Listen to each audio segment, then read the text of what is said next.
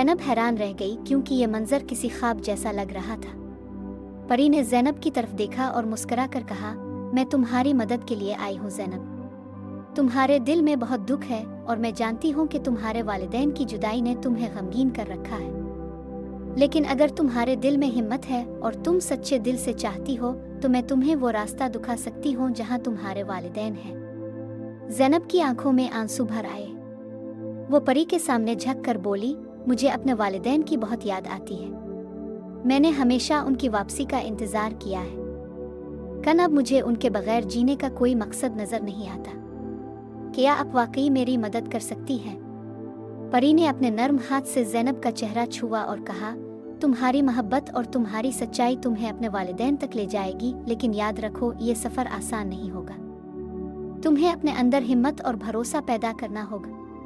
परी ने एक छोटा सा सोने का फूल ज़ैनब को दिया और कहा, ये जादुई फूल तुम्हारी रहनुमाई करेगा। इसे अपने दिल के करीब रखो और जब तुम्हें सबसे ज़्यादा ज़रूरत होगी ये तुम्हारी मदद करेगा। ज़ैनब ने वो फूल थाम लिया और शुक्रिया अदा किया।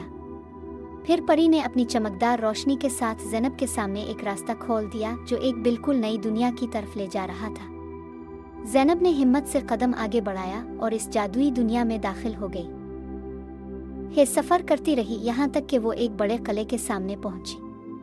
किले के दरवाजे पर एक बूढ़ी औरत खड़ी थी। इसने ज़ैनब को देखा और कहा, मैं जानती हूँ तुम किस लिए आई हो, लेकिन याद रखो ये आखिरी इम्तिहान है। सीन किले के अंदर तुम्हारे वालिदैन कैद हैं, लेकिन तुम्हें उन्हें आज़ाद कराने के लिए अपनी सबसे बड़ी कुर्बानी देनी होगी। ज़ैनब ने सोचा और फिर कहा, मैं अपने वालिदैन को वापस पाने के लिए कुछ भी करने को तैयार हूँ।